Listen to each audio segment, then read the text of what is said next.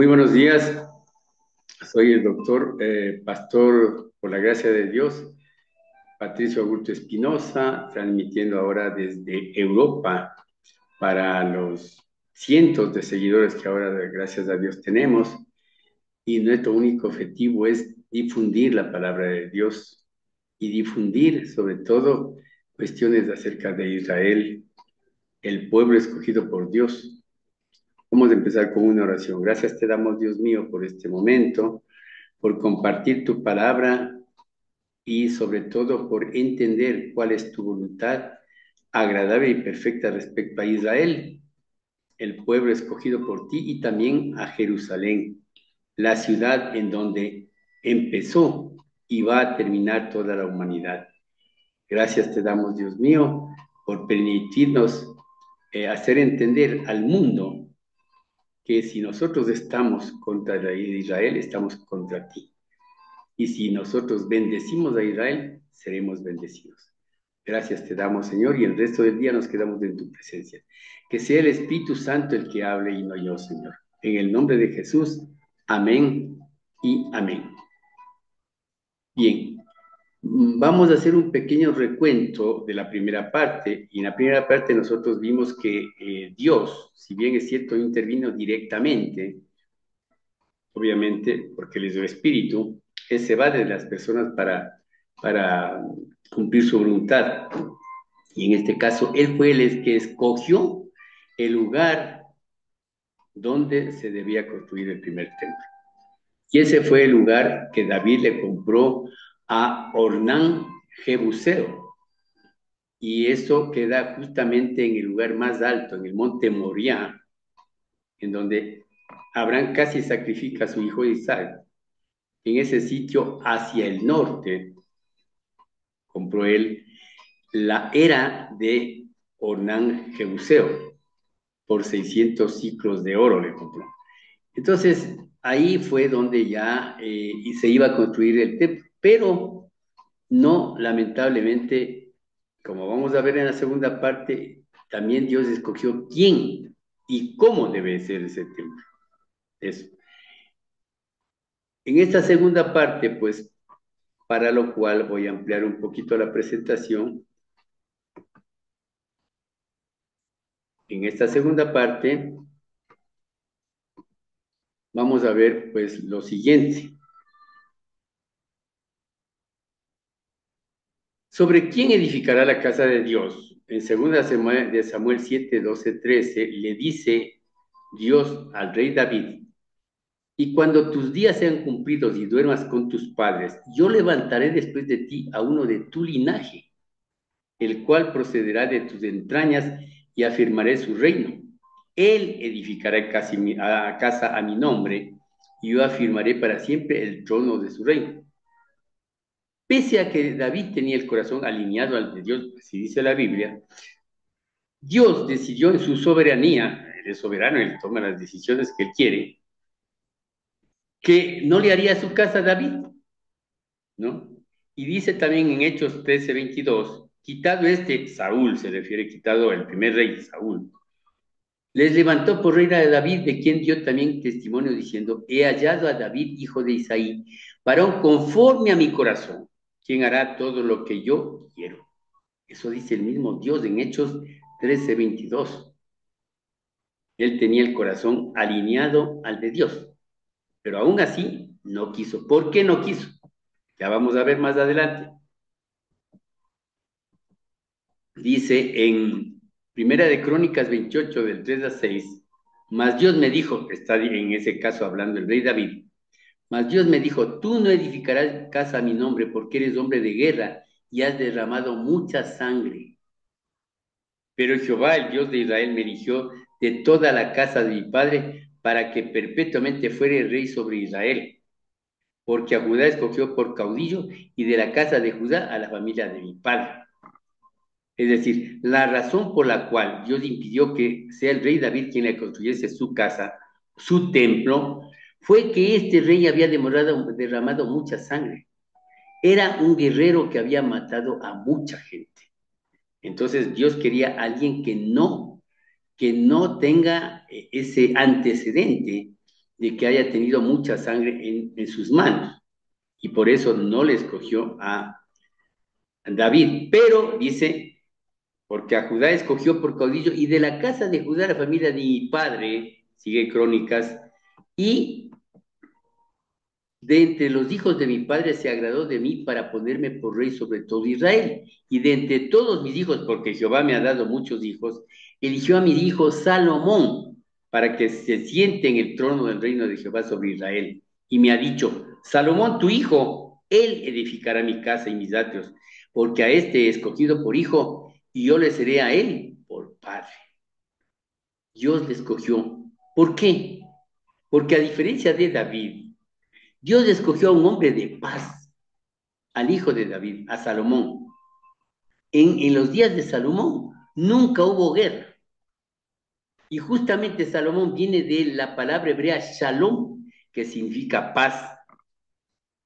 En hebreo, Salomón significa la paz está sobre él. Y por eso Dios le escogió para que edificara su templo, su casa, en donde la gente va a tener paz. Entonces, ¿cuándo fue esto? Los historiadores los sitúan en el año 957 antes de Cristo, cuando Salomón comienza a edificar la causa de Jehová, o sea, el templo, el primer templo estamos hablando.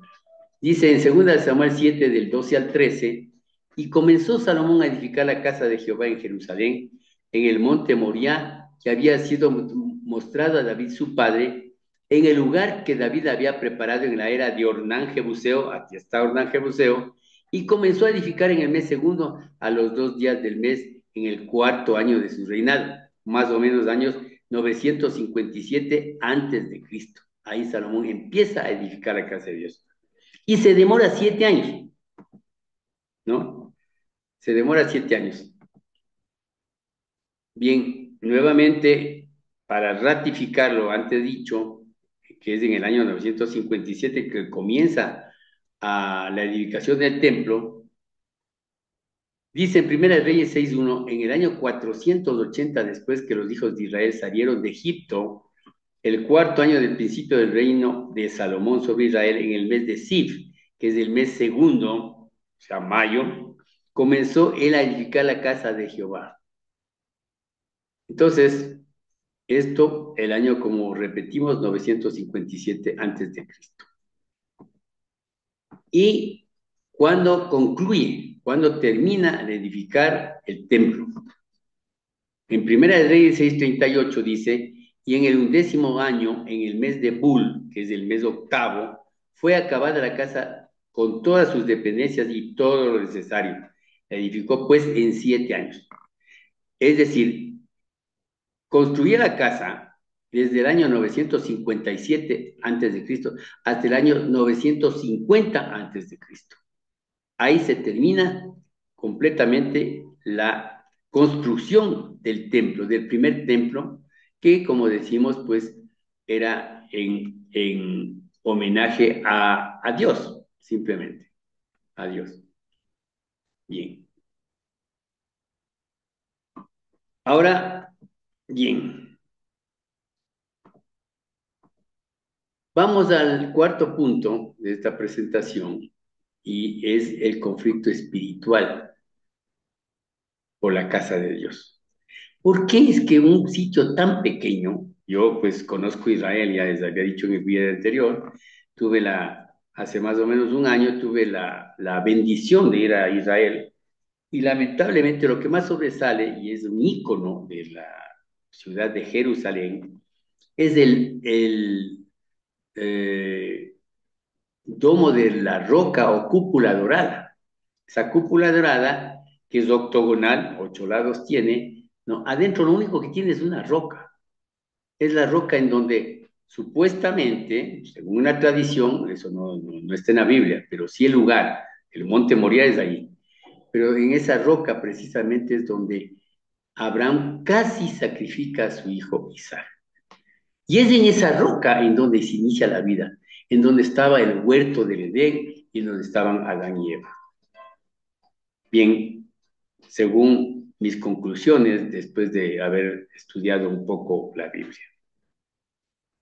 Ahora, esto, miren, significa que nosotros no tenemos lucha contra carne y sangre, como dice Efesios 6:12. ¿Qué dice Efesios 6:12? Dice,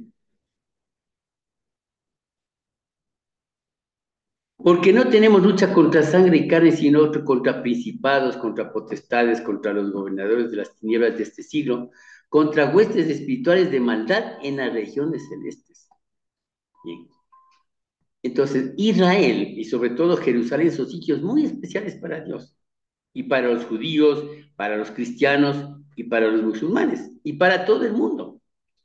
Alrededor de Israel se teje toda la historia del mundo, y eso es bíblico, ¿no? Eso es bíblico. Israel es el testigo de Jehová, es el testigo de Dios. Y lo que le pasa a Israel, si nosotros estudiamos la historia de Israel desde el principio hasta el final, ya sabemos cómo empezó y cómo va a terminar el mundo. Cuando uno ha estado en Israel, ¿no? Se regresa cambiado y muy comprometido con el pueblo de Israel. No necesariamente con su gobierno, sino con su pueblo. Yo estoy a favor y oro por el pueblo de Israel, no necesariamente por el gobierno de Israel, por el pueblo de Israel. Así como yo estoy orando mucho por el pueblo del Ecuador, que es mi patria, no necesariamente por el pueblo por el gobierno de Ecuador. Así como yo oro por el pueblo de Francia, donde vive mi hija, el pueblo de España, aquí donde vive mi otra hija, mi nietito, mi yerno, mi otro yerno vive en Francia. Oro por esos pueblos y Estados Unidos, ahí viven mis hermanos. Pero no necesariamente por los gobiernos, ni de Estados Unidos, ni de Francia, ni de España, ni de Ecuador, ni de Israel. Bien. Entonces, uno está comprometido porque es algo especial. Yo regresé totalmente cambiado, pese a que yo ya tenía mi fe establecida, pero esa fe yo creo que se decuplicó en ese caso.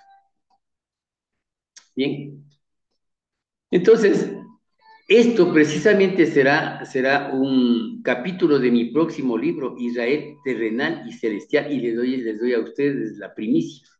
Ya tengo un libro. Y acá en los comentarios yo les pongo el link en la descripción de este video también. Y aquí este libro se llama Riquezas en Cristo.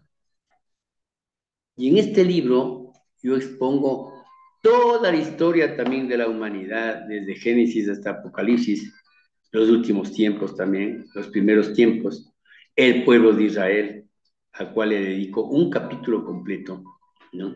Y ahora estoy haciendo un libro sobre el pueblo de Israel, no solamente sobre el aspecto geográfico, histórico, sino sobre el aspecto bíblico y aún científico, ¿no? Porque ninguna de esas ciencias se contrapone con la Biblia, porque Dios fue el que creó la ciencia y todo, cuando nosotros vamos comparando la historia con la Biblia o la Biblia con historia, es exactamente igual, no hay contradicciones.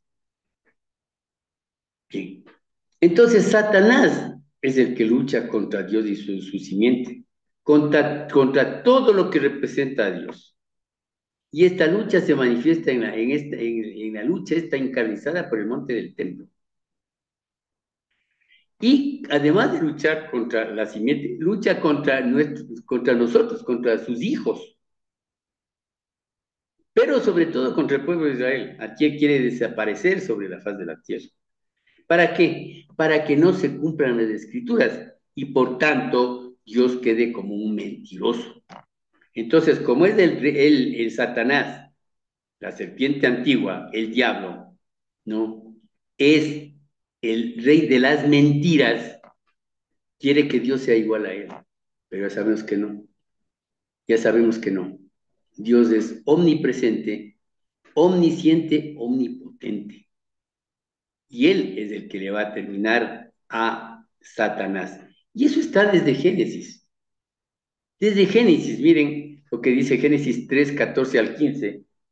Y Jehová Dios dijo a la serpiente, por cuanto hiciste, perdón, maldita serás entre todas las bestias y entre todos los animales del campo.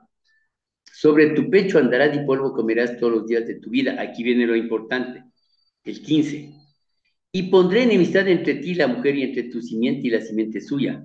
Esta te herirá en la cabeza y tú le herirás en el calcañar. ¿Qué quiere decir herir en la cabeza?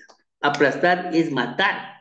Si a una serpiente le machacas la cabeza, muere. Y ella solamente le herirá en el calcañar, no avanzará sino hasta el talón de la mujer. Desde ese día, el diablo quiere destruir a la simiente de la mujer. Y desde ese día, el diablo odia a todas las mujeres del mundo y quiere destruir a su simiente, que en este caso es Jesucristo, que nació de una mujer. El Hijo de Dios, que se encarnaría en una mujer. El Dios encarnado. Entonces, siempre ha tratado de destruir al pueblo de Israel, el diablo. Por ejemplo, el faraón de Egipto dijo, ya estos judíos son demasiado, el número es demasiado alto, algún rato por su posición se levantarán contra nosotros y se unirán a otros pueblos y nos harán la guerra. No era cierto, pero él ya, con ese pretexto comenzó a matar a todos los varones. Y recuerden quién se salvó, Moisés, salvado las aguas. El que después, por designio de Dios, le salvó del, o le rescató de las manos del faraón al pueblo de Israel. Herodes el Grande, que ordenó matar a todos los varones menores de 2 años, ¿no? Pensando que ahí estaba el rey que decían que iba a venir. Él nunca fue a Belén, nunca fue a Nazaret, no creyó, pero por si acaso mandó a matar. Y así otros, tantos, ¿no? Y ahí en la era actual, ya comenzando desde el último, prácticamente jamás ese grupo diabólico, islámico, quiere acabar con el pueblo de Israel. Ha querido acabar. Irán, chiita, islámico chiita, que son los más recalcitrantes, ¿no? Los más fanáticos, quiere acabar con Israel. Yemen del sur igual. Y todos los pueblos. Y ahora muchas naciones se están uniendo, y eso es bíblico, eso lo dicen los profetas menores, eso lo dice Zacarías, eso lo dice este, Oseas, eso lo dice Malaquías, Ezequiel, Daniel. Todos ellos dicen que las naciones en los últimos tiempos se unirán en contra de Israel. Eso es bíblico. Pero eso es porque atrás de eso está Satanás, está el diablo. El holocausto, 6 millones de judíos masacrados. ¿Por qué? Un filósofo muy famoso, Franz Fanon, autor de Los Condenados de la Tierra, dice en su libro que atrás de un paradigma antropológico existe un interés económico. ¿Cuál era el paradigma antropológico? La raza excelente y excluyente que era la aria, ¿no? La raza aria, la raza alemana, que tiene que acabar con todo, que tiene que acabar con todo, sobre todo con los judíos, porque es la raza fuerte, la raza que se impone, y los judíos no, los judíos les tratan como animales. Pero atrás de eso había digamos, el interés de apropiarse de todo lo que tenían los judíos para utilizar en la guerra. Es decir, siempre hay un pretexto. La peste de Europa, que les culparon a los israelitas, que ellos habían envenenado en las aguas, etcétera. Siempre el pueblo judío ha sido perseguido, siempre. Hasta 1948, en el cual ya disminuyó mucho eso, gracias a que el pueblo de Israel se independizó y volvió a la tierra prometida y ahora está en Canaán. Y ahorita está con su nación, Israel, con su tierra Canaán y con su bendición Jesucristo, aunque ellos no creen en él. Los judíos ortodoxos no creen en él todavía. Bueno, luego será. Eso está escrito, que luego, y todo Israel será salvo, dice en Romanos 11, Pablo. Pero continuemos. Esto que ya vimos nosotros en Génesis se replica en Apocalipsis 12, del 1 al 5, dice. Apareció en el cielo una gran señal, una mujer vestida del sol, con la luna debajo de sus pies y sobre su cabeza una corona de 2 estrellas.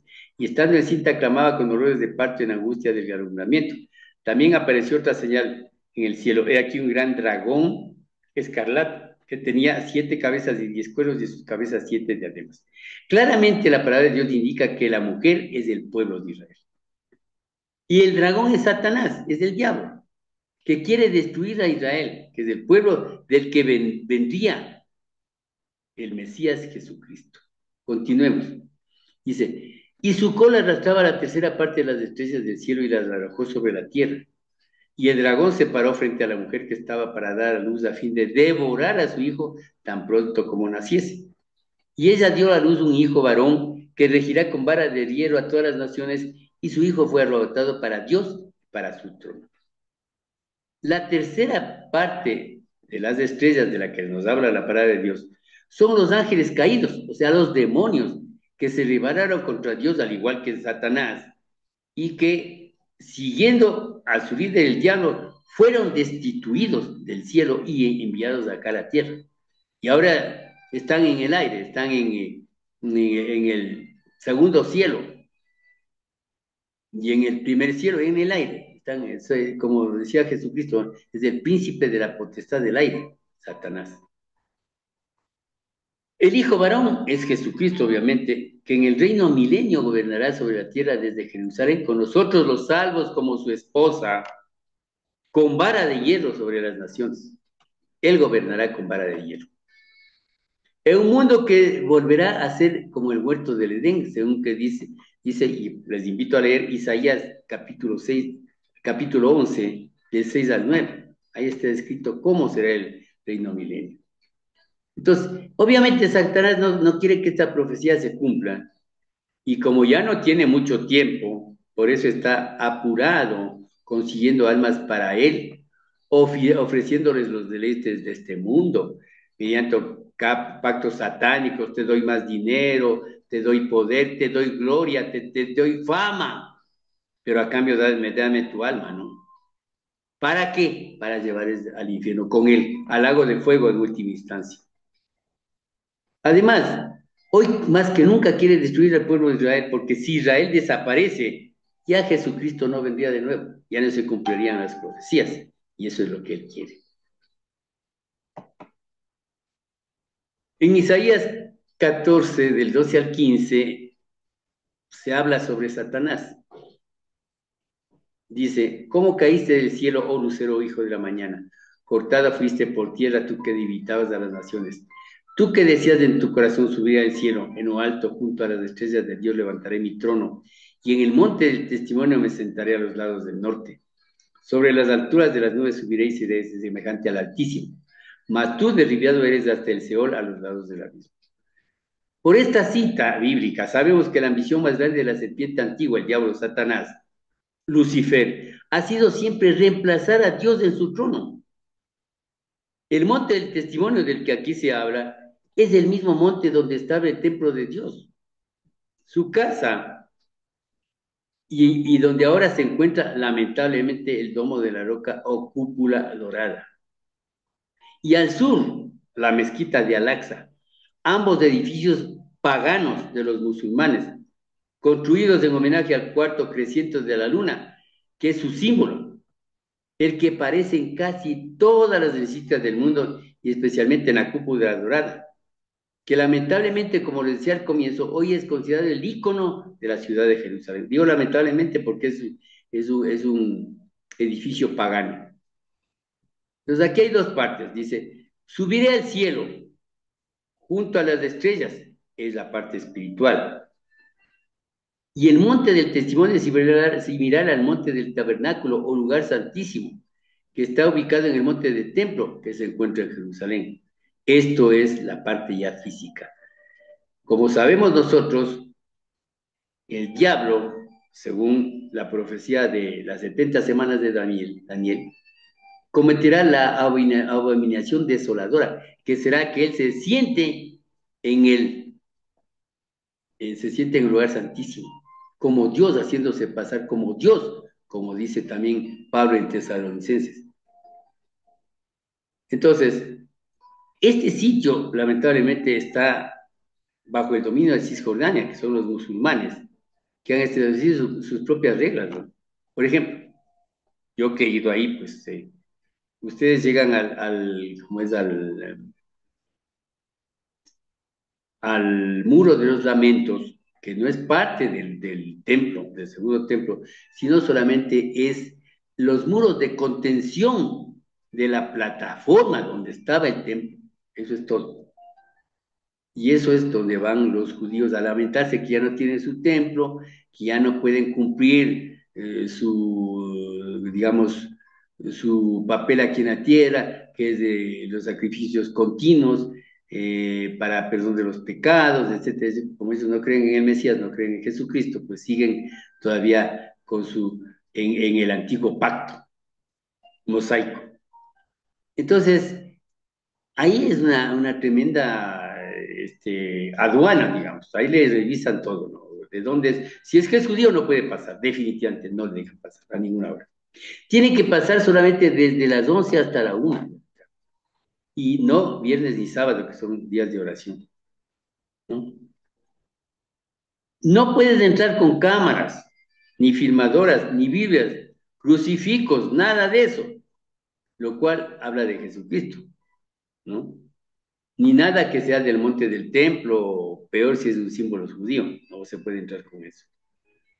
Entonces, en cuanto a los horarios, pues ya les digo, para los musulmanes está abierto 24/7, pero para nosotros, los que no somos musulmanes, los herejes que ellos nos llaman, ¿no? A quienes deben matarnos según el mismo Corán, ¿no? No podemos entrar sino en las horas que ellos establecen. Ahí no hay flujo de gente no musulmana. Y a mí, de hecho, me andaron sacando del monte de la cúpula dorada porque yo estaba tomando fotos. Que ahí tengo fotos que algún rato les comparto. Pero ahí me dijeron, ¿quién es? ¿Usted es musulmán? Le dije, no, porque yo soy cristiano. No van a negar que soy cristiano solo por quedarme ahí. Entonces, venga, venga para acá. Me hicieron poner los zapatos afuerita. De la oreja me sacaron. Bien, bueno, menos mal que alcancé a tomar algunas fotos y ya les comparto luego algunas cositas interesantes que saqué de ahí también. Entonces, es lo que quiere Satanás, robar el trono a Dios. Bien, aquí tenemos lo que les explicaba, ¿no? Este es el muro occidental, el muro de contención aquí está la plataforma. Este era solo el muro de contención del tremendo templo, segundo templo que edificó Herodes, bueno, primero Zorobabel y luego, muchos años más tarde, ya en el tiempo de Jesucristo, fue Herodes el que le dejó Pedro, magnífico. Y de ese fue que Jesucristo dijo que no quedara de piedra sobre piedra, y en el año 70 después de Cristo eso se cumplió, exactamente. Entonces aquí está la cúpula dorada y aquí pueden ver al último, más luego les aclaro más, la media luna, el cuarto creciente, que es el símbolo de los musulmanes. Entonces, ese cuarto creciente es en principio el símbolo del imperio turco otomano en los siglos XV y XVI, ¿no? Que adoptó la luna creciente como símbolo estatal. Posteriormente, este símbolo, el cuarto creciente, se asoció con el Islam. Y aunque en principio no fue un símbolo religioso, luego fue como el símbolo de la cruz para el cristianismo. De hecho, todas las mezquitas que tuve la bendición de visitar en Estambul, Turquía, también el año pasado, antes de irme a Jerusalén, fui a Estambul, a Turquía, Ya conocí muchas mezquitas. La mezquita eh, la mezquita azul, la mezquita de mi barrio también. Bueno, algunas otras mezquitas conocí. Santa Sofía, todas tenían la luna creciente en su cúpula o minaretes, también se llama la cúpula. Ese es el símbolo. Ahora, ¿por qué? Vamos a explicar por qué la luna.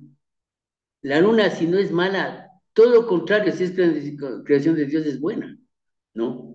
Pero lo más lógico fue escoger un símbolo que significara lo contrario de la luz, las tinieblas, ¿cierto? Amén. Entonces, en Génesis 1 del 14 al 18 dice la palabra de Dios, dijo luego Dios, haya lumbreras en la expansión de los cielos para separar el día de la noche y sirvan de señales para las estaciones, para días y años, y sean por lumbreras en la expansión de los cielos para alumbrar sobre la tierra. Fue así. E hizo Dios las dos grandes lumbreras, la lumbrera mayor para que señore en el día y la lumbrera menor para que señorase en la noche. Hizo también las estrellas. Y las puso Dios en la expansión de los cielos para alumbrar sobre la tierra y para señorear en el día y en la noche y para separar la luz de las tinieblas. Y Dios vio que era bueno. Entonces, ¿qué pasa? La luna llena alumbra, pero y no tiene luz propia, es la luz del sol.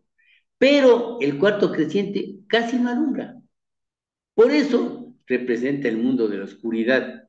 Y obviamente Satanás tenía que adoptar algo que signifique oscuridad, y ese es el cuarto creciente de los musulmanes, del Islam. Ahora, en el Salmo 2, ahí está, pues todo, absolutamente todo ese plan que tiene Dios. Vamos a leer. Dice Salmo 2, ¿por qué se amotinan las gentes y los pueblos piensan cosas vanas? Se levantarán los reyes de la tierra y príncipes consultarán unidos contra Jehová y contra su ungido, diciendo, rompamos sus ligaduras y echemos de nosotros sus cuerdas. El que mora en los cielos se reirá, el Señor se burlará de ellos. Luego hablará a ellos en su furor y los turbará con su ira. Pero yo he puesto mi rey sobre Sion, mi santo monte. Yo publicaré el decreto. Jehová me ha dicho, mi hijo eres tú, yo te engendré hoy. Pídeme y te daré por herencia a las naciones y como posesión tuya a los confines de la tierra. Los quebrantarás con vara de hierro, como vasija de alfarero los desmenuzarás. Ahora pues, oh reyes, sed prudentes, admitid amonestación, jueces de la tierra. Servid a Jehová con temor y alegraos con temblor. Honrad al Hijo para que no se enoje y perezcáis en el camino, pues se inflama de pronto su ira. Bienaventurados todos los que en él confían. Este Salmo 2 es el resumen del plan de Dios sobre la tierra, que engendró a su Hijo Jesucristo para entregarle toda la tierra como posesión, para que reine con vara de hierro.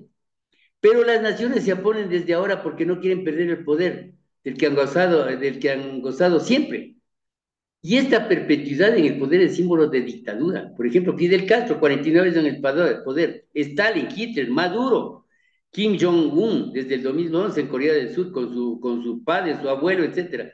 Putin, desde el año 1999.